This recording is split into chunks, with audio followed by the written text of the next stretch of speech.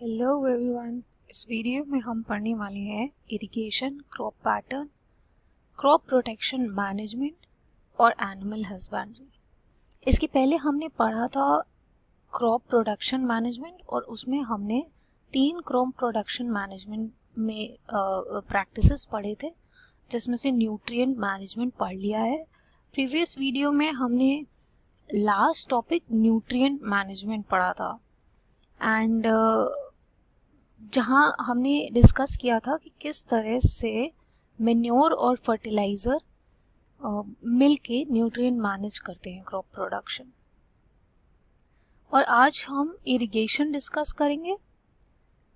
So what is irrigation? क्योंकि water एक essential component है लाइफ के लिए, सेम वे प्लांट्स को भी सर्वाइवल और ग्रोथ के लिए पानी चाहिए होता है।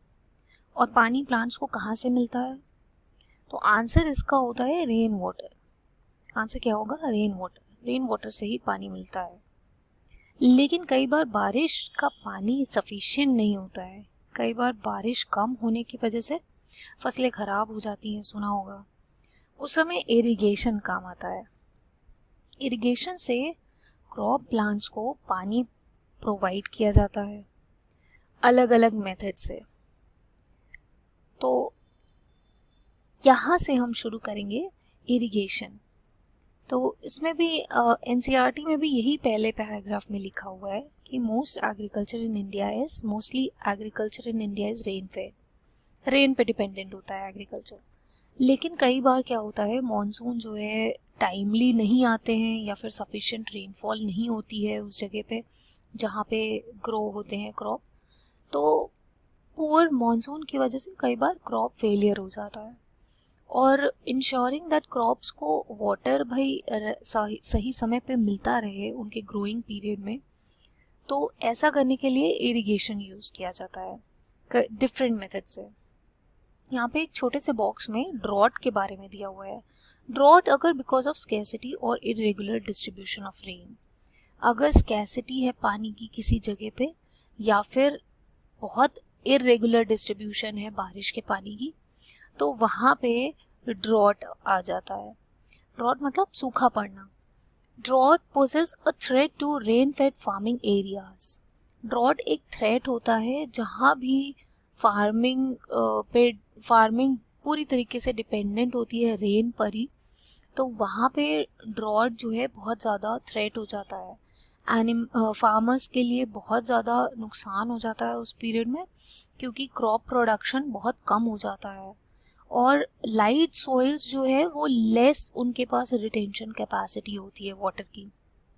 पानी रिटेन बहुत कम कर पाते हैं वो।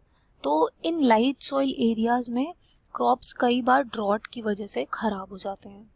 तो साइंटिस्ट ने इसीलिए कई बार क्या करते हैं, इसीलिए इस प्रॉब्लम को भी सॉल्व करने के लिए कुछ ड्रॉट रेजिस्टेंट वेराइटीज उन्होंने इंट्रोड्यूस करी या डेवलप की। ठीक है, ड्रॉट रेजिस्टेंट मतलब जो ड्रॉट में भी क्रॉप अपना प्रोडक्शन अच्छा कर सके। ठीक है, नेक्स्ट आते हैं। India has a wide variety of water resources and highly varied climate. बहुत सारे वाटर रिसोर्सेज हैं इंडिया में, जैसे लेक्स, पॉन्ड्स, रिवर्स, ये सारे क्या है? वाटर रिसोर्सेज हैं। और वेरियस क्लाइमेट फैक्टर्स भी हैं। Under such conditions several different kinds of irrigation systems are adopted.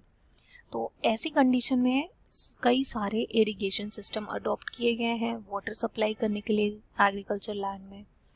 और ये किस पर डिपेंड करता है? ये डिपेंड करता है कि कौन सा काइंड ऑफ वाटर रिसोर्स वहाँ पे प्रेजेंट है। तो इसमें से क्या क्या इंक्लूड होता है वाटर रिसोर्सेज में? तो कुछ वाटर रिसोर्सेज हम नीचे अंडर डिस्कस करेंगे। वो है वेल्स, कैनाल्स, रिवर्स और टैप्स। तो वेल्स क्या होते हैं? There are 2 types of wells. 2 तरह के वेल्स होते हैं, जैसे कि dug wells and tube wells. Dug well क्या होते हैं? डग वेल में वाटर हम क्या करते हैं, कलेक्ट किया जाता है। कहाँ से? जहाँ पे उस स्ट्रेटा में जहाँ पे पानी प्रेजेंट हो। ठीक है, अर्थ के उस स्ट्रेटा में जहाँ पे वाटर प्रेजेंट है, तो वहीं तक ही हम क्या करते हैं, डग कर लेते हैं एक गड्ढा, पिट, जहाँ पे क्या होता है, वाटर अपने आप उसमें क्या होता रहता है, स्टोर होता रहता है और फिर हम वहाँ से वाटर खींच लेते हैं। राइट, जैसे जो नॉर्मल वेल्स आपने देखे होंगे, वो डगवेल का ही एग्जाम्पल है। ट्यूबवेल्स क्या होते हैं? Tube wells can tap water from the deeper strata. अब ये जो है ट्यूबवेल्स बहुत ज़्यादा डीप स्ट्रेटा में, यानी वाटर जो वाटर बेरिंग स्ट्रेटा है उसके भी नीचे, कई नीचे, वहाँ पे क्या होता है, डीपर स्ट्रेटा से हम पानी को क्या करते हैं, खींच लेते हैं। और इसके लिए जो है पानी खींचने के लिए पंप्स जो है वहाँ पे लगाए जाते हैं, मोटर लगाए जाते हैं, जो क्या करता है, वाटर को लिफ्ट करने में हेल्प करता है। और हम इस पानी से हम क्या करते हैं, फील्ड को इरिगेट कर लेते हैं। नेक्स्ट एग्जाम्पल है कैनाल्स। कैनाल्स क्या होते हैं? तो ये कैनाल्स जो है काफ़ी, जहाँ पे इरिगेशन सिस्टम बहुत ज़्यादा, मतलब लैंड को हमें इरिगेट करना होता है, तो वहाँ पे हम कैनाल्स का इस्तेमाल करते हैं। इस सिस्टम में क्या होता है, कैनाल्स में जो है वाटर आता है, ठीक है, फ्रॉम वन और मोर रिजर्वोयर्स और फ्रॉम रिवर्स। रिवर्स से जैसे क्या होता है, पहले कैनाल में पानी आता है और फिर उसके बाद क्या होता है, कैनाल से ही कई सारी डिस्ट्रीब्यूटरीज या ब्रांचेस जो है वो काट दी जाती हैं, निकाल दी जाती हैं इरिगेट करने के लिए फील्ड्स को, ठीक है। यानी एक पहले रिवर है, फिर उसके बाद उनको हम कैनाल्स में रिवर का पानी डिस्ट्रीब्यूट कर देते हैं, उसके बाद हम और छोटी छोटी छोटी छोटी ब्रांचेस जो है, जो होती हैं कैनाल की, उनके उनके थ्रू हम फील्ड में इरिगेट कर देते हैं। नेक्स्ट है रिवर लिफ्ट सिस्टम।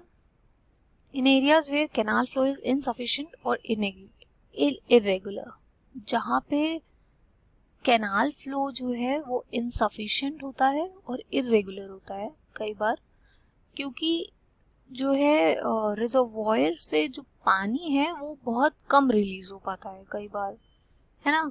तो इसलिए क्या होता है, वहाँ पे ऐसी जगह पे रिवर लिफ्ट सिस्टम का इस्तेमाल करते हैं। रिवर लिफ्ट सिस्टम क्या करता है, डायरेक्टली पानी को खींच लिया जाता है या ड्रॉ कर लिया जाता है रिवर से, ठीक है, इरिगेट करने के लिए। नाउ नेक्स्ट है टैंक्स। टैंक्स क्या होते हैं, स्मॉल स्टोरेज रिजर्वॉयर्स होते हैं ये, जो कि क्या करते हैं, वे इंटरसेप्ट करते हैं और स्टोर करते हैं रन ऑफ, ठीक है, जो भी वाटर बारिश वगैरह से पानी, बारिश का पानी है या जो भी है, तो हम टैंक्स में स्टोर कर लेते हैं। उसके बाद हम छोटे छोटे जो हमारे अंडर आते हैं, जो थोड़े बहुत जो लैंड एरियाज होते हैं, वहाँ पर हम प्रोवाइड कर देते हैं वाटर इरिगेशन के लिए। स्मॉलर कैचमेंट एरियाज में ही हम क्या करते हैं, टैंक्स का इस्तेमाल करते हैं। नेक्स्ट है fresh initiatives for increasing the water available for agriculture include rain water harvesting.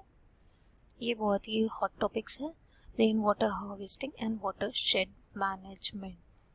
तो रेन वाटर हार्वेस्टिंग क्या होता है? रेन वाटर हार्वेस्टिंग आप सभी को पता है कि रेन वाटर को हम रूफ पे कलेक्ट कर लेते हैं, उसके बाद एक ड्रेनेज पाइप होती है जो पाइप कनेक्ट करती है एक पिट से, जो हम ग्राउंड में बनाते हैं, वहाँ पे सारा वाटर, रेन वाटर जो है वो सब स्टोर कर लेते हैं फॉर फ्यूचर यूज, ठीक है। तो ये रेन वाटर हार्वेस्टिंग है।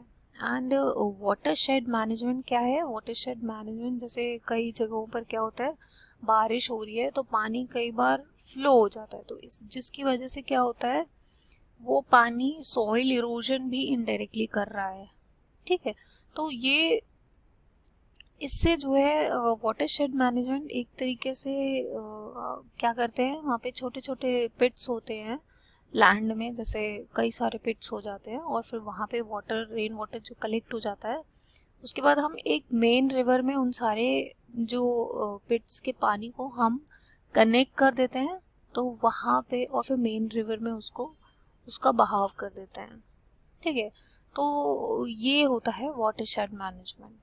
जो भी वाटर शेड हुआ है उसको कैसे मैनेज करना है, उसको कैसे मतलब यूटिलाइज करना है, ये वाटर शेड मैनेजमेंट होता है। This involves building small check dams. Small check dams भी जैसे बनाए जाते हैं, है ना, कई जगहों पर। तो बारिश का पानी जब कलेक्ट हो जाता है तो वाटर फ्लो जो है हम इरिगेशन के लिए उन पानियों को यूज कर लेते हैं, which lead to an increase in ground water level. Ground water levels भी इससे क्या होते हैं, बढ़ सकता है, ठीक है। The check dams stop the rain water from flowing away and also reduce soil erosion, ठीक है। रेन वाटर को फ्लो होने से बचाता है एंड सॉइल इरोजन भी जो है क्या करता है, रिड्यूस करता है।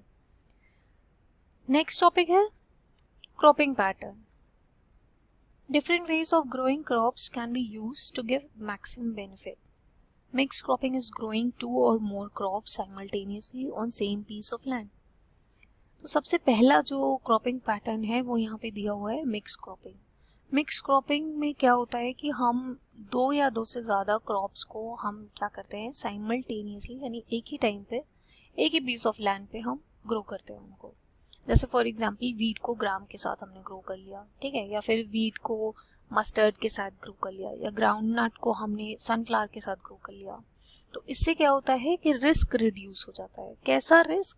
कि अगर एक क्रॉप फेल हो रही है हमारी तो दूसरी कम से कम बच गई है, ठीक है। तो ये जो है होता है मिक्स क्रॉपिंग। नेक्स्ट है इंटरक्रॉपिंग। इंटरक्रॉपिंग क्या होता है? इंटरक्रॉपिंग में 2 या 2 से ज़्यादा क्रॉप, इसमें भी हम क्या करते हैं सेम फील्ड पे एक ही टाइम पे हम ग्रो करते हैं, लेकिन एक डेफिनेट पैटर्न में ग्रो करते हैं, ठीक है, रोज में ग्रो करते हैं। जैसे यहाँ पे एक डायग्राम भी दिया हुआ है ना, तो इसमें क्या हुआ है, कुछ रोज जो है क्या होती है ऑल्टरनेटिव पैटर्न्स होते हैं, ठीक है। कुछ रोज जैसे यहाँ पे देखिए ये गोभी ग्रो कर दिया है इन्होंने, है ना, देन उसके बाद कोई और प्लांट ग्रो कर दिया है, फिर गोभी ग्रो कर दिया है, या कॉलीफ्लावर ग्रो कर दिया है, ठीक है। तो यहाँ पे कुछ एग्जाम्पल भी दिए हुए हैं, जैसे सोयाबीन और मेज का। जैसे हमने पहले सोयाबीन ग्रो कर दिया, उसके बाद देन मेज का ग्रो कर दिया, देन उसके बाद फिर से सोयाबीन, देन उसके बाद मेज। तो इस तरीके से हम क्या करते हैं ग्रो कर लेते हैं क्रॉप्स को। तो सोयाबीन प्लस मेज और फिंगर मिलेट प्लस काउपी। तो इससे फायदा क्या होगा? The crops are selected such that their nutrient requirements are different. Crops को ऐसे सेलेक्ट किया जाता है कि उनका न्यूट्रिएंट रिक्वायरमेंट डिफरेंट हो। तो इससे क्या होता है कि जो भी न्यूट्रिएंट्स सप्लाई हुआ होगा उस फील्ड में, जो भी न्यूट्रिएंट सॉइल में प्रेजेंट होगा, वो न्यूट्रिएंट का यूटिलाइजेशन अच्छे से हो जाएगा। और साथ ही साथ पेस्ट का और डिजीजेस का को भी प्रिवेंट करती है ना। मान लीजिए कि एक क्रॉप खराब हुई हमारी, मान लीजिए हमने वीट ग्रो की थी, वीट में कोई डिजीज लग गई, वो डिजीज ज़रूरी नहीं है कि मेज़ में भी लग जाए। तो मेज़ जो है उससे क्या होता है, मेज़ वाली रो तो बच ही गई, उसके बाद की जो वीट वाली रोज थी वो भी बच जाती है, ठीक है। तो ये है ऐसे प्रिवेंट करता है paste and disease from spreading to all plants belonging to one crop in a field. This way both the crops जो है वो better returns जो है दे सकते हैं, ठीक है। Next है the growing of different crops on a piece of land is a pre-planned succession is known as crop rotation. तो crop rotation क्या होता है भाई? different crops को हम एक ही piece of land पे पहले से ही प्लान करके भाई जब हम करते हैं ऐसा, जैसे सीजनल, जैसे हमने समर में कुछ ग्रो किया, उसके बाद सीजनल क्रॉप ग्रो किया, ठीक है, देन उसके बाद हमने विंटर का कोई क्रॉप ग्रो किया, फिर उसके बाद ऑटम का कोई क्रॉप ग्रो कर दिया। तो ऐसे हम क्या कर रहे हैं, हार्वेस्ट कर ले रहे हैं, ग्रो कर रहे हैं, हार्वेस्ट कर रहे हैं, ग्रो कर रहे हैं, हार्वेस्ट कर रहे हैं। तो हम ऐसे क्या कर रहे हैं, क्रॉप रोटेट कर रहे हैं, ठीक है। वही क्रॉप को हमने एक ही पीस ऑफ लैंड पे रोटेट कर लिया। तो जो भी ड्यूरेशन होता है क्रॉप रोटेशन को उसी तरीके से हम डिफरेंट क्रॉप कॉम्बिनेशंस के साथ करते हैं, और अवेलेबिलिटी देखते रहते हैं मॉइस्चर की, ठीक है, और इरिगेशन की, ठीक है। तो इससे क्या होता है कि हम ये डिसाइड कर सकते हैं कि चॉइस जो है क्रॉप की क्या होनी चाहिए, ठीक। If crop rotation is done properly then 2 or 3 crops can be grown in a year with good harvest. अगर क्रॉप रोटेशन अच्छे से किया जाए तो 2 या 3 से ज़्यादा क्रॉप्स हम ग्रो कर सकते हैं एक साल में अच्छी हार्वेस्ट के साथ, ठीक है। Now next topic is crop protection management. Crop protection management क्या है? Field crops are infested by large number of weeds, insect, pest and diseases. Crop protection management में हम यहाँ पे पढ़ेंगे कि वीड से या इंसेक्ट पेस्ट से हम कैसे, या डिजीजेस से हम कैसे क्रॉप्स को बचाते हैं या मैनेज करते हैं, प्रोटेक्ट कैसे करेंगे। If weeds and pest are not controlled at appropriate time, अगर हम सही समय पे वीड्स और पेस्ट को कंट्रोल नहीं करेंगे तो क्या होगा, इससे क्रॉप हमारी डैमेज हो जाएगी या क्रॉप लॉस हो जाएगी। देन तो फिर ये वीड्स, पहली बात तो होता क्या है, तो weeds are unwanted plants in cultivated fields. वो प्लांट्स जो अनवांटेड होते हैं, जो अनडिजायरेबल होते हैं। अनडिजायरेबल मतलब हमें वो चाहिए नहीं अपने फील्ड में, हमें सिर्फ क्रॉप चाहिए, बट वीड्स अननेसेसरी वहाँ पे ग्रो कर जाती हैं, अनवांटेड है वो। जैसे कि फॉर एग्जांपल ज़ैंथियम होते हैं, ज़ैंथियम या गोखरू, पार्थेनियम या फिर कैरेट ग्रास जिसे कहते हैं, या गाजर घास, कोपर्निकस रोटंडस या मोथा, ये सभी क्या है, ये सभी हैं वीड्स। तो ये क्या करते हैं, ये क्रॉप्स के साथ साथ में ही ग्रो कर जाते हैं और compete करते हैं उनके साथ फूड, स्पेस और लाइट के लिए। वीड्स जो भी न्यूट्रिएंट सॉइल में प्रेजेंट होता है उसको सक कर लेते हैं, उसको एब्जॉर्ब कर लेते हैं, और क्रॉप की उल्टा जो ग्रोथ है उसको रिड्यूस कर देते हैं। इसलिए रिमूवल जो वीड्स का होता है कल्टीवेटेड लैंड से, अगर हम उसको पहले ही रिमूव कर दें क्रॉप ग्रोथ जब हो रही हो, तो ये अच्छा होता है और अच्छी हार्वेस्ट हमें दे सकता है। जनरली इंसेक्ट पेस्ट, अब यहाँ पे पेस्ट की बात की गई है, तो इंसेक्ट पेस्ट अटैक करते हैं इन 3 वेज, ठीक है। सबसे पहला वे क्या है, वो क्या करते हैं, रूट को कट कर देते हैं, स्टेम और लीफ को क्या करते हैं, कट कर देते हैं। दूसरा वे क्या है कि वो सक कर लेते हैं सेल सैप को डिफरेंट पार्ट्स ऑफ प्लांट से, ठीक है। तीसरा क्या है कि ये क्या करते हैं, स्टेम और फ्रूट्स में बोर करके और उनका खाना खाने लगते हैं या खा जाते हैं, उनको ईट करते हैं, डिस्ट्रॉय कर देते हैं। तो दे दस affect the health of crop and reduce yields, crop की हेल्थ को इफेक्ट करते हैं और यील्ड को रिड्यूस कर देते हैं। नाउ डिजीजेस इन प्लांट्स, अब यहाँ पे बात की गई है डिजीजेस की। वो डिजीजेस जो किससे कॉज होते हैं, पैथोजन से, जैसे कि पैथोजेंस यानी कि बैक्टीरिया हो गए, फंजाई हो गए, वायरस हो गए। ये पैथोजेंस जो है प्रेजेंट हो सकते हैं और ट्रांसमिट हो सकते हैं किसके किसके थ्रू, सॉइल से भी, वाटर से भी और एयर से भी, ठीक। नाउ वीड्स, इंसेक्ट्स, डिजीजेस को हम कंट्रोल कर सकते हैं वेरियस मेथड से। कैसे कंट्रोल कर सकते हैं, one of these most commonly use methods is the use of pesticides. Pesticides को यूज कर सकते हैं पेस्ट को मारने के लिए, हर्बिसाइड्स को यूज कर सकते हैं हर्ब्स वीड्स को मारने के लिए, इंसेक्टिसाइड्स को यूज कर सकते हैं इंसेक्ट्स को मारने के लिए, और फंजीसाइड्स को फंगल इन्फेक्शन को ग्रो करने से रोक सकते हैं। These chemicals are sprayed on plants or used for treating seeds and soil. तो हम क्या करते हैं, इन केमिकल्स को स्प्रे कर देते हैं क्रॉप प्लांट्स को, या फिर हम सीड्स और सॉइल्स में इसको स्प्रेड कर देते हैं। However, excessive use of these chemicals creates problems.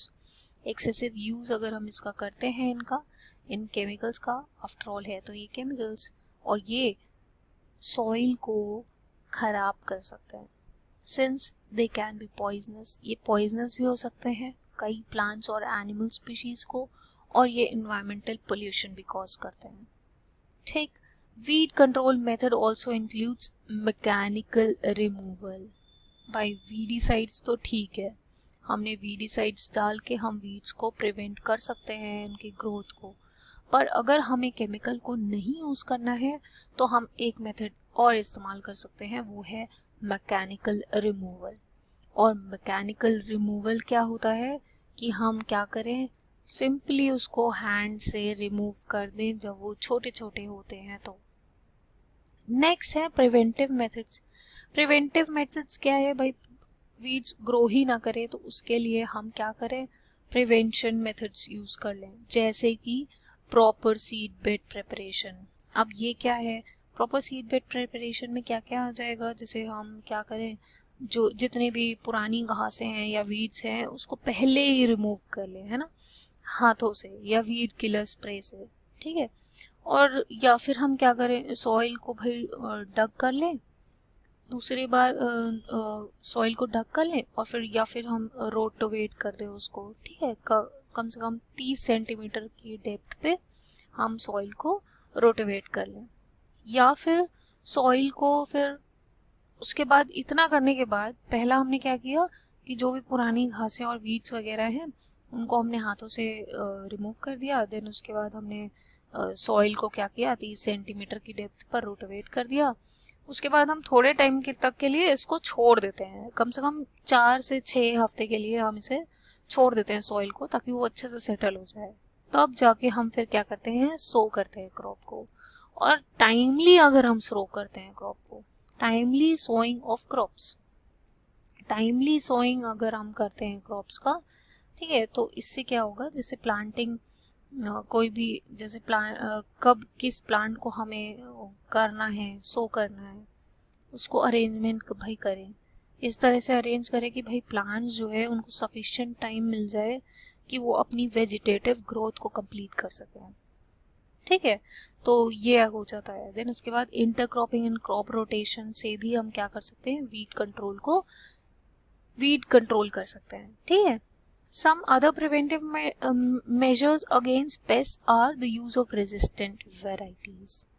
Last भाई जब हम ये सोचते हैं कि और कौन सा मेथड हो सकता है, इतना करने के बाद भी अगर हम कुछ नहीं कर पा रहे हैं, तो हम क्या करते हैं, हम रेजिस्टेंट वेराइटीज ढूंढने लग जाते हैं।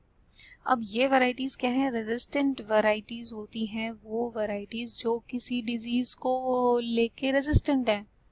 जैसे मैं हूँ, अगर मेरे अंदर कोई ऐसा जीन इंसर्ट कर दिया जाए कि मैं गर्मी से रेजिस्टेंट हो जाऊं, या डिहाइड्रेशन मुझे हो ही ना पाए, या धूप या यूवी से मैं रेजिस्टेंट हो जाऊं, यूवी रेज से, मुझे कितना भी धूप में खड़ा कर दिया जाए या सूरज के पास भी खड़ा कर दिया जाए, तो मैं क्या हो जाऊंगी, मैं रेजिस्टेंट हूँ, मेरा कोई नुकसान ही नहीं होगा, है ना। तो ये मतलब इस तरीके से हम क्या कर सकते हैं, इस तरीके के क्रॉप हम ग्रो कर सकते हैं। एंड समर प्लॉइंग, समर में अगर हम प्लॉइंग कर देते हैं, ठीक है, फील्ड्स में, तो क्या होगा, इससे भी वीड्स और पेस्ट जो है सॉइल में डिस्ट्रॉय हो जाएंगे, ठीक। अब बात करते हैं स्टोरेज ऑफ ग्रेन्स की। Storage losses in agricultural produce can be very high. Storage के लॉस भी हो सकते हैं एग्रीकल्चरल प्रोड्यूस में, ठीक है, और ये बहुत ज़्यादा भी हो सकते हैं। कौन कौन से फैक्टर्स होते हैं जो रिस्पॉन्सिबल होते हैं इन लॉसेस के, तो सबसे पहला है बायोटिक फैक्टर्स। बायोटिक फैक्टर्स यानी लिविंग फैक्टर्स, यानी कि जैसे insects, rodents, fungi, mites, bacteria. और एबायोटिक फैक्टर्स कौन कौन से हैं, जैसे इनएप्रोप्रिएट मॉइस्चर एंड टेम्परेचर अगर 30 या 40 से ज़्यादा है, डिग्री सेंटीग्रेड से ज़्यादा है अगर, तो क्या होता है कि हमारा क्रॉप खराब होने के ज़्यादा चांसेस हो सकते हैं, क्योंकि इन्हीं टेम्परेचर पे क्या करते हैं, डिजीजेस की ग्रोथ जो है बढ़ जाती है। और मॉइस्चर जो है कम ही होना चाहिए, ठीक है। तो these factors cause degradation in quality, इनकी वजह से डिग्रेडेशन हो जाती है क्वालिटी में, क्रॉप्स की लॉस हो जाता है उनके वेट में, पुअर जर्मिनेबिलिटी हो जाती है, ठीक है, डिसकलरेशन ऑफ प्रोड्यूस हो जाता है, कलर जो है चला जाता है उन क्रॉप्स का, और leading to poor marketability, market price भी इनका क्या हो जाता है, कम हो जाता है। ये फैक्टर्स जो है कंट्रोल भी किए जा सकते हैं अगर हम प्रॉपर ट्रीटमेंट दे रहे हैं, या फिर सिस्टमैटिक मैनेजमेंट अगर हम कर रहे हैं। वेयर हाउसेस वो जगह होती हैं जहाँ पे हम ग्रेन्स को स्टोर करते हैं। Preventive and control measures are used before grains are stored for future use. Preventive और control measures use किए जाते हैं इससे पहले कि हम ग्रेन्स को स्टोर करें फ्यूचर यूज के लिए। तो इसमें से क्या क्या होते हैं, कौन कौन से प्रिवेंटिव और कंट्रोल मेजर्स होते हैं, जैसे strict cleaning of the produce. Strict cleaning भाई साफ सफाई जो है प्रोड्यूस की करें बिफोर स्टोरेज से पहले।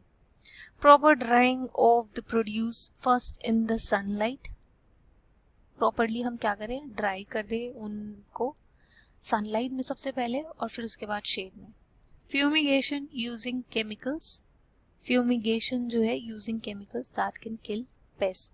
फ्यूमिगेशन क्या होता है, तो फ्यूमिगेशन में जो है हम कुछ केमिकल्स यूज करते हैं, जैसे कि केमिकल जैसे कि मिथाइल ब्रोमाइड हो गया, या सल्फ्यूरिल फ्लोराइड हो गया। इन सब केमिकल्स को हम क्या करते हैं, यूज करते हैं डिसइंफेक्ट करने के लिए या प्यूरिफाई करने के लिए उन क्रॉप्स को, या फिर उन एरिया को जहाँ पे भी हम क्रॉप्स को रख रहे हैं, ठीक है। फ्यूम्स जो है दिए जाते हैं उन केमिकल्स के। नेक्स्ट जो है टॉपिक है animal husbandry. Animal husbandry is the scientific management of animal life stock. Animal husbandry क्या होता है? साइंटिफिक मैनेजमेंट होता है एनिमल लाइफ स्टॉक का. लाइफ स्टॉक यानी कि जो डोमेस्टिकेटेड एनिमल्स होते हैं एग्रीकल्चर में, जो कि लेबर प्रोवाइड करने के लिए या फिर मीट, एग, मिल्क, वूल ये सब प्रोवाइड करते हैं हमें या प्रोड्यूस करते हैं. ठीक है. It includes various aspects such as feeding. क्या क्या एस्पेक्ट्स हैं एनिमल हस्बेंड्री के? सबसे पहला तो है फीडिंग. उनका फीडिंग कराना, उनको फूड न्यूट्रिशनल क्वालिटी उनको प्रोवाइड करना, ब्रीडिंग उनकी कराना और उनका डिजीज कंट्रोल करना. तो animal based farming includes, animal based farming कौन कौन से होते हैं? जैसे कैटल का हो गया, गोट का हो गया, शीप का हो गया, पोल्ट्री का हो गया, फिश फार्मिंग हो गया, बी कीपिंग भी है. ठीक है. As the population increases and as living standards increases, जैसे जैसे पॉपुलेशन और बढ़ रहा है, लिविंग स्टैंडर्ड भी बढ़ रहा है लोगों का, वैसे वैसे ही डिमांड भी खाने पीने की भी बढ़ रही है. मिल्क की, एग की, मीट की, ये भी क्या हो रही है? ऊपर जा रही है. ऑल्सो जो है, जो ग्रोइंग अवेयरनेस होती है वो है या नीड है कि ह्यूमन ट्रीट कैसे करें लाइफ स्टॉक को या डोमेस्टिकेटेड एनिमल्स को. उसमें भी कुछ नई लिमिटेशंस आ गई हैं लाइफ स्टॉक फार्मिंग के लिए. बस life stock production also needs to be improve. तो लाइफ स्टॉक का जो प्रोडक्शन है वो भी जो है इम्प्रूव होने की ज़रूरत है. सबसे पहला है कैटल फार्मिंग. कैटल फार्मिंग को दो पर्पस के लिए किया जाता है. एक सबसे पहला मिल्क के लिए और दूसरा ड्रॉट लेबर के लिए. मिल्क ड्रॉट लेबर जैसे कि कौन सा ड्रॉट? ये DROUGHT वाला नहीं है. ठीक है. ये ड्रॉट है DRAUGHT. ड्रॉट लेबर जैसे कि फिजिकल लेबर होता है ना, जो हम फिजिकल लेबर करवाते हैं एग्रीकल्चर में एनिमल से. ठीक है. जैसे कि टिलिंग में, इरिगेशन में, कार्टिंग में, है ना. तो उन एनिमल्स को ड्रॉट लेबर के लिए हम यूज करते हैं. Indian cattle belonging to two different species. दो इंडियन कैटल है. ठीक है. उनको याद रखिएगा. इंडियन कैटल कौन कौन सी है? बॉस इंडिकस, ठीक है, और बॉस बुबेलिस या फिर बफलोज जिन्हें कहते हैं. बॉस इंडिकस काउस है, बॉस बुबेलिस बफलोज है. Milk producing females are called milch animals. वो फीमेल्स जो मिल्क प्रोड्यूस करती हैं उनको मिल्च एनिमल्स कहते हैं या डेयरी एनिमल्स कहते हैं. वाइल जो फार्म लेबर देती हैं उनको ड्रॉट एनिमल्स कहते हैं. मिल्क प्रोडक्शन किस पे डिपेंड करता है? डिपेंड करता है ड्यूरेशन ऑफ लैक्टेशन पीरियड पे.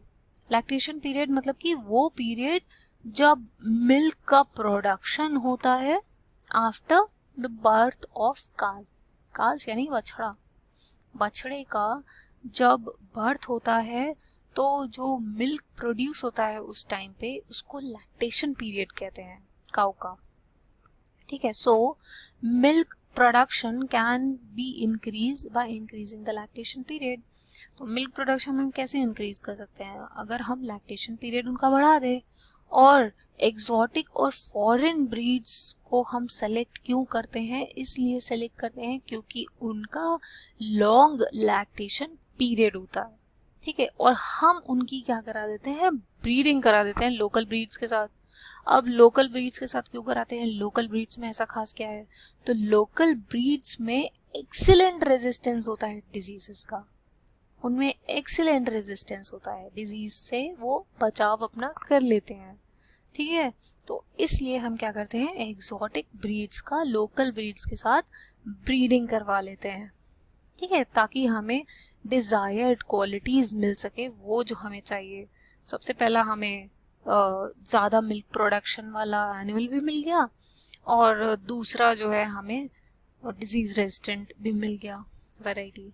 ठीक है. तो इससे क्या हुआ? हमने अपना बेस्ट जो हमें डिजायर्ड क्वालिटी चाहिए थी इसलिए हमने क्रॉस ब्रीड करवा दिया. ठीक है. तो फॉरेन ब्रीड्स के यहाँ पे कुछ नाम दिए हुए हैं, जैसे जर्सी हो गया, ब्राउन स्विस हो गया, और लोकल ब्रीड्स जैसे कि रेड सिंधी और साहिवाल. नेक्स्ट आते हैं.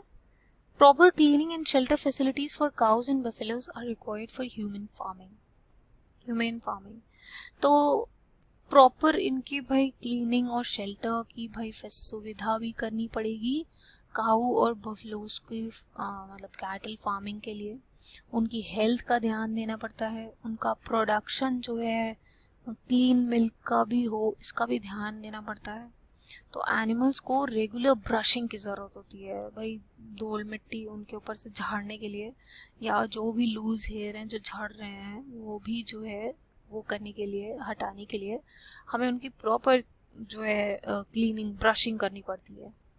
They should be sheltered under well ventilated. अब इनका शेल्टर कैसा होना चाहिए, तो वेल वेंटिलेटेड रूफ्ड शेड्स होने चाहिए, ठीक है, जो उनको रेन वाटर से, हीट से, कोल्ड से बचा सके।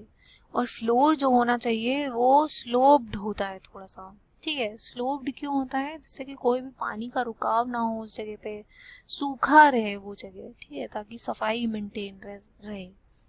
फूड रिक्वायरमेंट की अब अगर बात की जाए, फूड रिक्वायरमेंट दो तरीके की होती हैं। एक सबसे पहला होता है मेंटेनेंस रिक्वायरमेंट, ठीक है, उनके मेंटेनेंस के लिए क्या चाहिए होता है, वो फूड रिक्वायर्ड होता है जो उनकी हेल्दी लाइफ को सपोर्ट कर सके। दूसरा मिल्क प्रोड्यूसिंग रिक्वायरमेंट, वो फूड उस तरह का फूड चाहिए होता है जो उनका जो है लैक्टेशन पीरियड के ड्यूरिंग दिया जाता है, ठीक है।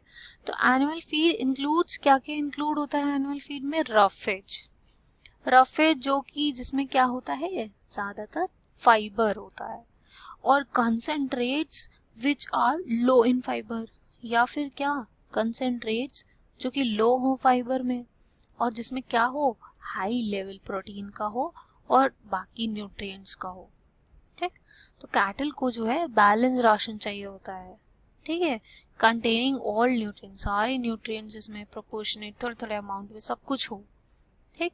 तो न्यूट्रिशियस फूड मटेरियल के साथ साथ सर्टेन फीड एडिटिव्स भी चाहिए होते हैं जिनमें माइक्रो न्यूट्रिएंट्स भी प्रेजेंट हो, जिससे कि हेल्थ और मिल्क आउटपुट जो है डेयरी एनिमल्स का अच्छा रहे, ठीक है। Cattle suffer from a number of diseases suffer करते हैं। डिजीजेस बिसाइड्स कॉजिंग डेथ, वो डिजीजेस जो डेथ भी कॉज कर सकते हैं, ठीक है, या फिर मिल्क प्रोडक्शन भी रिड्यूस कर सकते हैं। A healthy animal feeds regularly and has a normal posture. The parasites, अगर कोई हेल्दी एनिमल है तो वो खाना रेगुलर खाएगा और नॉर्मल उसका पोस्चर भी बना रहेगा। तो अगर आपका एनिमल खाना खाना बंद कर देता है तो आप समझ जाइए कि वो हेल्दी नहीं है, या तो वो बीमार है या तो उसे कुछ तो प्रॉब्लम है, ठीक है। The parasites of cattle may be both external parasites और इंटरनल पैरासाइट्स। अब पैरासाइट्स ऑफ कैटल की बात की जाए, ठीक है, पैरासाइट्स दो तरीके से हो सकते हैं, एक्सटर्नल हो सकते हैं, इंटरनल हो सकते हैं।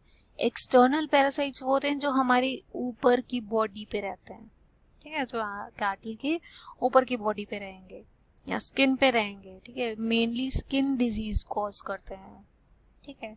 या फिर उनके जब टिक्स और माइट्स जो है आ जाते हैं उनके बॉडी में, हेयर में, ठीक है, वो क्या होते हैं, वो एक्सटर्नल पैरासाइट्स होते हैं। जैसे हमारी बॉडी में लड़कियों के, लड़कों के भी होते हैं कभी कभी, तो बालों में क्या हो जाते हैं, जुएं आ जाती हैं, लाइसेस, ठीक है, वैसे ही जानवरों में भी क्या होते हैं, टिक्स और माइट्स होते हैं जो उनका खून पीते हैं, सक करते हैं, ठीक है। तो ये क्या है, ये एक्सटर्नल पैरासाइट्स हैं, ठीक है। और इंटरनल पैरासाइट्स कौन से होते हैं, इंटरनल पैरासाइट्स वो होते हैं जैसे वॉर्म्स होते हैं पेट में, ठीक है, जो अफेक्ट करते हैं स्टमक को, इंटेस्टाइन को, ठीक है। और फ्लूइक्स होते हैं, फ्लूक्स जो क्या करते हैं, लिवर को डैमेज करते हैं। हमारे स्टमक में भी कभी कभी वॉर्म्स हो जाते हैं ना, जैसे कहते हैं पेट में कीड़े हैं इसके, तो अभी इसका एब्जॉर्प्शन फूड का ज़्यादा नहीं हो रहा, खाता तो 10 किलो आटा है लेकिन इसके शरीर में कुछ लग ही नहीं रहा है। इसका मतलब क्या है कि उसके पेट में हो सकता हो कि वॉर्म्स हो, ठीक है। तो नेक्स्ट बात करते हैं, infectious diseases are also caused by bacteria and viruses. Bacteria और वायरसेस से भी इन्फेक्शियस डिजीजेस होती हैं, तो इसके लिए क्या करना चाहिए, उनको वायरल और बैक्टीरियल डिजीजेस से प्रिवेंट करने के लिए उनको आप वैक्सीनेट कर देते हैं, ठीक है। नेक्स्ट आते हैं पोल्ट्री फार्मिंग पे।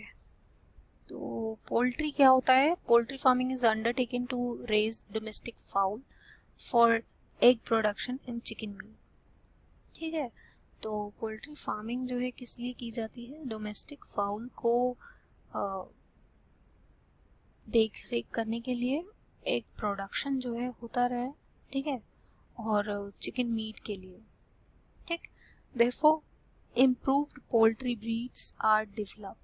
इम्प्रूव पोल्ट्री ब्रीड्स इसलिए डेवलप किए जाते हैं, उनको फार्म किया जाता है लेयर्स, एग के लिए, लेयर्स प्रोड्यूस करने के लिए, और ब्रॉयलर्स जो है मीट के लिए।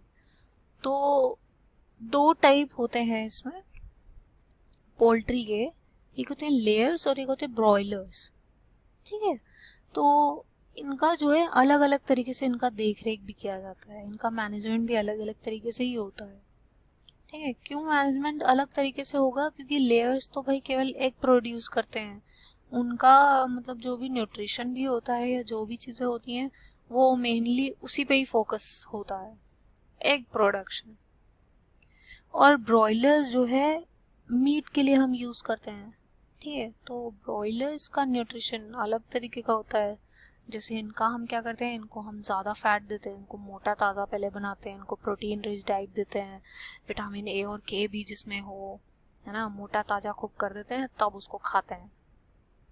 ठीक, तो the cross breeding programs between Indian indigenous, for example Aseel, Indian मतलब वो जो इंडिग्नस स्पीशीज है, ठीक है, उनको पहले हम क्या करते हैं, उनको क्रॉस ब्रीड करवाते हैं। जैसे असील है, उसका क्रॉस ब्रीड हमने करवाया फॉरेन ब्रीड से। फॉरेन ब्रीड कौन सी? Leg horn.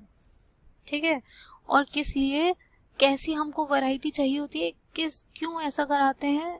तो वैरायटी इंप्रूवमेंट के लिए किस चीज़ों पे फोकस डालते हैं, कैसी हमें नई वैरायटी चाहिए जिनमें डिजायरेबल ट्रेड्स हों। कौन से डिजायरेबल ट्रेड्स हो? तो यहाँ नीचे दिए हुए हैं। सबसे पहला है number and quality of chicks. Second है dwarf broiler parent for commercial chick production. Dwarf broiler parent मतलब अगर पेरेंट बहुत ज़्यादा बड़ा होगा तो उसको ज़्यादा न्यूट्रिशन की ज़रूरत होगी। स्मॉलर साइज अगर होगा तो रिडक्शन भी होगा फूड रिक्वायरमेंट में, है ना, एट द सेम टाइम। और एट द सेम टाइम वो प्रोड्यूस करेगा एग्स और चिक्स भी। ठीक है, तो ये ज़्यादा इकोनॉमिकल होगा। ठीक, now summer adaptation capacity tolerance to high temperature. भाई वो टॉलरेंस हो उनमें हाई टेम्परेचर का, ठीक है, कि समर वो में वो अपने आप को अडेप्ट कर सकें। लो मेंटेनेंस रिक्वायरमेंट, मेंटेनेंस का रिक्वायरमेंट कम से कम ही हो। Reduction in the size of egg laying bird, size जो है एग लेइंग बर्ड का कम हो, और ज़्यादा से ज़्यादा फाइब्रस चीपर डाइट को वो यूटिलाइज करे, ठीक है, और फॉर्मुलेट करे यूजिंग एग्रीकल्चरल बाई प्रोडक्ट्स। ठीक है, नेक्स्ट है egg and broiler production. Broiler chickens are fed with vitamin rich supplementary feed for growth rate and better feed efficiency। ठीक है, तो ब्रॉयलर जो चिकन्स होते हैं उनको विटामिन रिच सप्लीमेंट्री फूड दिया जाता है, उनके ग्रोथ रेट जो है जिससे गुड रहे और फीडिंग एफिशिएंसी भी उनकी अच्छी रहे, और केयर जो है दिया जाता है टू अवॉइड मोर्टेलिटी, यानी डेथ रेट उनकी उसको अवॉइड किया जा सके, और फेदरिंग जो है उनकी मेंटेन रहे, और उनकी डेड बॉडी की क्वालिटी भी जो है, डेड बॉडी वो क्वालिटी जो हम मीट के लिए यूज़ करते हैं, तो उसके क्वालिटी भी जो है मेंटेन रहे। And they are produce as broilers and send to market for meat purposes. इनको ब्रॉयलर की तरह प्रोड्यूस किया जाता है और फिर इनको जो है मार्केट में सेंड किया जाता है मीट पर्पस के लिए। और good production of poultry birds के लिए भाई क्या करना होता है, तो गुड मैनेजमेंट प्रैक्टिसेस इंपॉर्टेंट होती हैं इनके लिए, जैसे कि मेंटेनेंस टेम्परेचर का भी हो वहाँ पे, हाइजीन उनके हाउस में, और पोल्ट्री फीड जो है वो सब अच्छा हो, और इनको डिजीज़ और पेस्ट से भी कंट्रोल कर सकें या प्रिवेंट कर सकें हम। तो हाउसिंग, न्यूट्रिशनल, एनवायरमेंटल कंडीशन, हर चीज़ पे ध्यान दिया जाता है। और एक खास बात और है कि ब्रॉयलर्स और एग लेयर्स, मैंने बताया कि उनके लिए न्यूट्रिशनल रिक्वायरमेंट भी अलग होता है, हाउसिंग भी अलग तरह की होती है, उनके लिए प्लान की जाती है, और एनवायरमेंटल रिक्वायरमेंट्स भी इनके लिए डिफरेंट होती है। अभी मैंने न्यूट्रिशनल की पहले बात की थी कि न्यूट्रिशनल या फूड रिक्वायरमेंट इनका डिफरेंट होता है। कैसे डिफरेंट होता है? तो ब्रॉयलर्स के लिए प्रोटीन रिच डाइट जो है ली जाती है, दिया जाता है उनको protein rich diet with adequate fat. और उनका जो प्रोटीन या सॉरी फूड में उनका जो भी हम फूड देते हैं उसमें विटामिन ए और के की मात्रा ज़्यादा होती है, ज़्यादा होनी चाहिए। एंड देन उसके बाद पोल्ट्री फाउल मतलब क्या है? यहाँ पे डोमेस्टिकेटेड बर्ड्स जो हम रखते हैं वो जो है नंबर ऑफ डिजीजेस जो है उनको हो जाती है कभी कभी वायरस से, है ना। तभी तभी कहते हैं बर्ड फ्लू हो गया, है ना।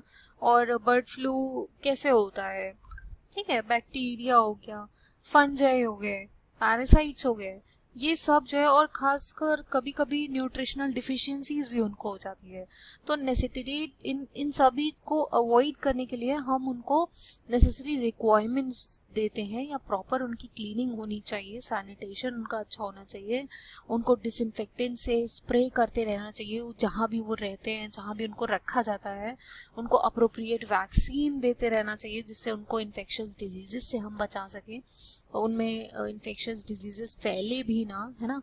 और अगर कभी आउटब्रेक भी हो गया तो इन्फेक्शस डिजीज को हम फैलने से प्रिवेंट कर सकें। और जो है तो यही सब चीज़ें कुछ हैं जिसको हम नेसेसरी रिक्वायरमेंट्स है जो जिस पे ध्यान देना पड़ता है वाइल्ड पोल्ट्री फार्मिंग। नेक्स्ट है फिश प्रोडक्शन। नेक्स्ट आते हैं fish is a cheap source of animal protein. सबसे ज़्यादा एनिमल प्रोटीन जो है होता है इनमें, फिश में। और फिश जो है चीप सोर्स भी होता है। चीप सोर्स कैसे कि सस्ता होता है थोड़ा, है ना। जैसे एनिमल प्रोटीन वैसे तो प्रोटीन जो है कुछ भी आप लेते हैं, चाहे दाल हो चाहे पनीर हो, आजकल आप देख ही रहे हैं मार्केट में क्या रेट्स चल रहे हैं। तो चीप एनिमल प्रोटीन होता है ये हमारे फूड का। और फिश प्रोडक्शन जो है इंक्लूड्स क्या क्या इंक्लूड करता है? तो कई सारे हम फिन्ड ट्रू फिशेस भी खाते हैं, है ना, जिनकी फिन्स होती हैं। एंड शेल फिश भी खाते हैं जैसे कि प्रॉन्स हो गए, मोलस्क हो गए। और दो तरीके से हम ऑब्टेन कर सकते हैं फिश को। सबसे पहला है नेचुरल सोर्स है। नेचुरल सोर्स ये जैसे कि नेचुरल सोर्स से कैसे भाई कैप्चर कर ले, फिशिंग करें हम, है ना। और अदर वे दूसरा क्या हो सकता है फिश फार्मिंग का?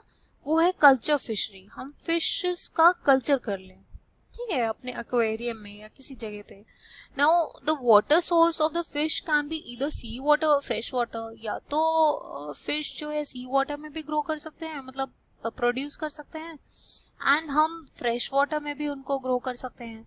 जैसे कि रिवर में या पॉन्ड में ये ज़्यादातर फिश जो है रिप्रोड्यूस करते हैं।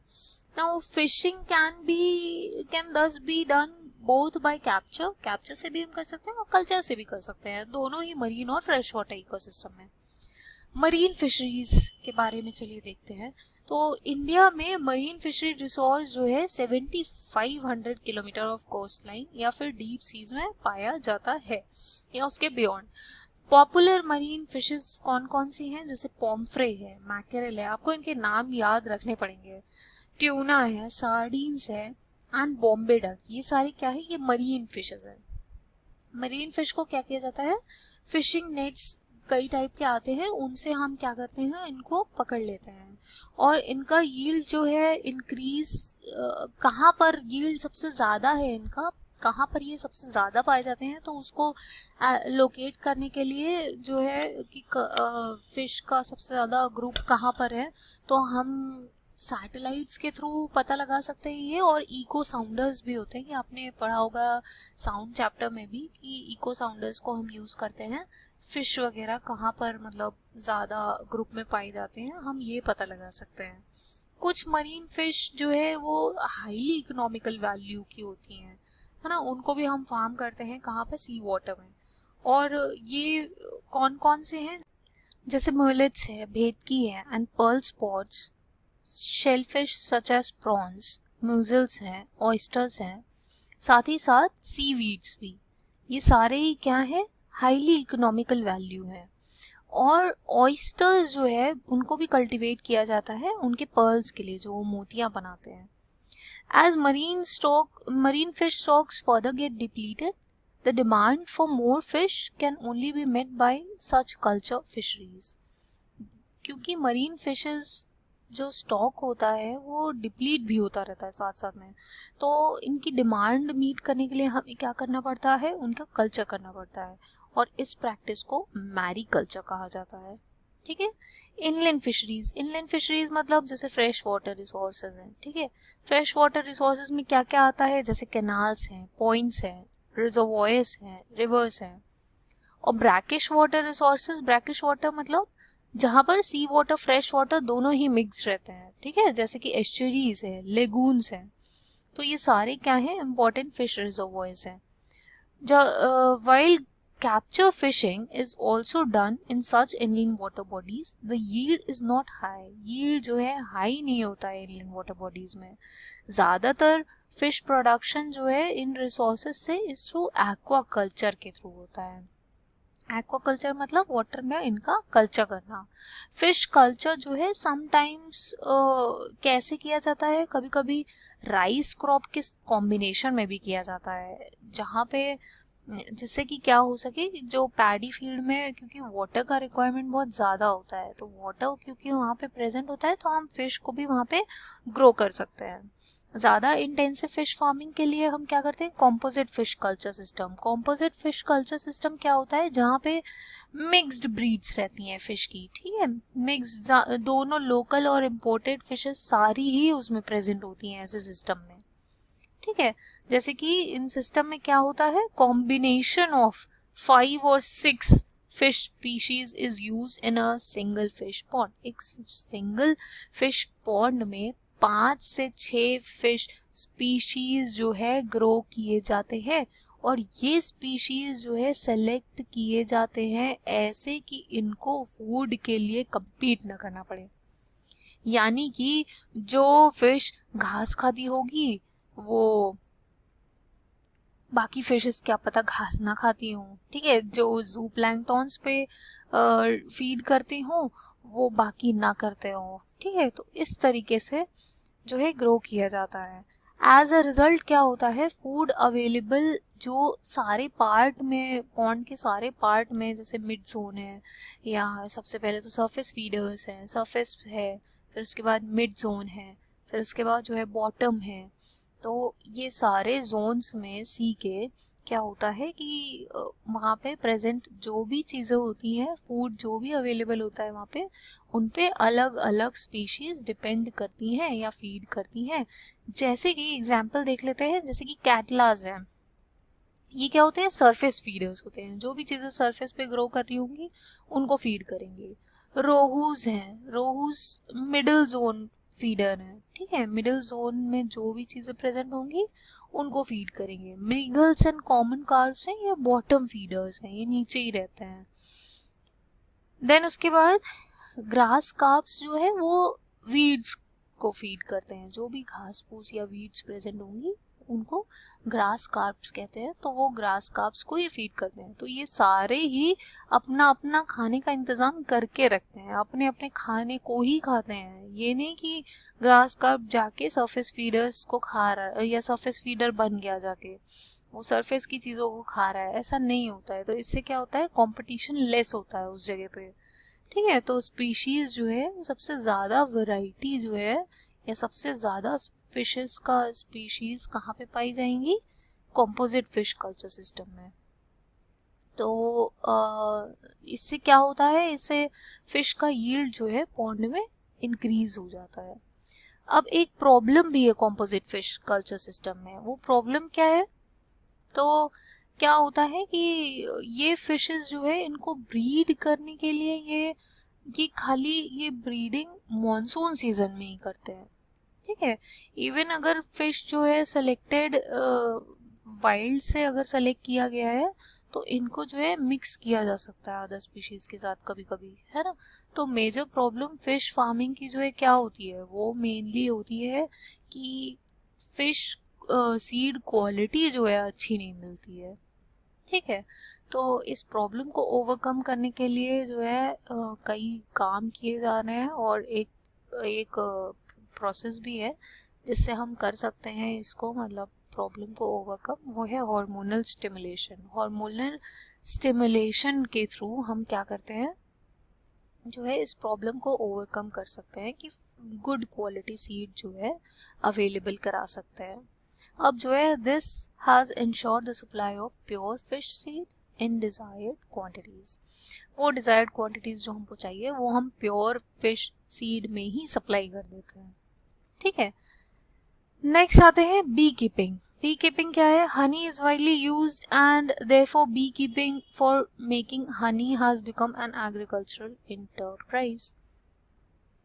क्योंकि हनी भी क्या हो गया है, हनी का भी कमर्शियल यूज जो है बहुत ज़्यादा हो गया है, तो बी कीपिंग भी आजकल किया जा रहा है बिजनेस के लिए, ठीक है। एग्रीकल्चरल एंटरप्राइज बन गया है ये एक, है ना। सिंस बी कीपिंग को, क्योंकि बहुत कम इन्वेस्टमेंट भी चाहिए, कोई खर्चा तो है नहीं उसमें, फार्मर्स जो है इसको एडिशनल इनकम, एडिशनल भाई पैसा कहाँ से जहाँ से भी आ रहा है वो बी कीपिंग से आ रहा है, ठीक है। तो इसको एडिशनल सोर्स बना लेते हैं पैसे आने का।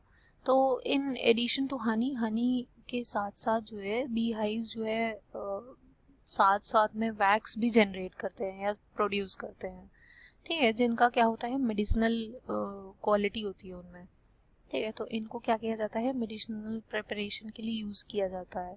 तो लोकल वैरायटीज़ जो है बीज की कौन कौन सी है कमर्शियल हनी प्रोडक्शन में, जैसे कि एपिस सेराना इंडिका, ये याद रखना पड़ेगा, एपिस सेराना इंडिका ये इंडियन बी को कहा जाता है, एंड ए डॉर्सेटा ये रॉक बी को कहा जाता है, ए फ्लोरे ये कहा जाता है लिटिल बी को, ठीक है। और एक इटालियन बी है, ये सबसे इम्पोर्टेंट पॉइंट है, an Italian B A mellifera. ये क्या करता है, इसको लाया गया है किस लिए, to increase yield of honey. तो अगर हमें यील्ड को बढ़ाना है तो हम कौन सी ब्रीड यूज करेंगे, इटालियन ब्रीड ए मेलिफेरा, ठीक है। तो इसको कॉमनली यूज किया जाता है कमर्शियल हनी प्रोडक्शन के लिए।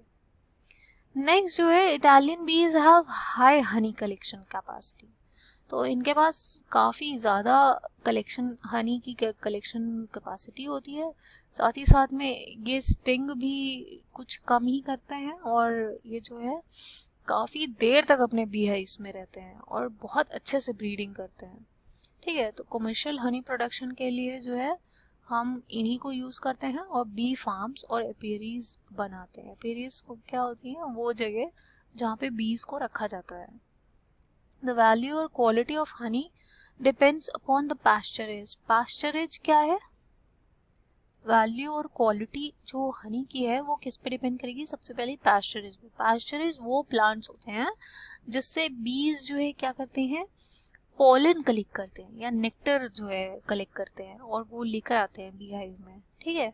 और द फ्लावर्स अवेलेबल टू बीज for nectar and pollen collection, देखिए लिखा हुआ है, और द फ्लावर्स अवेलेबल टू बीज for a nectar and pollen collection. In addition to adequate quantity of pasturage, in addition to adequate quantity जो है pasturage, इसके अलावा और क्या चाहिए होता है, kind of flowers कौन सा अवेलेबल है, या हनी का और काइंड ऑफ फ्लावर भी से ही डिपेंड करेगा, वही डिटरमाइन करेगा कि टेस्ट हनी का कैसा है, ठीक है।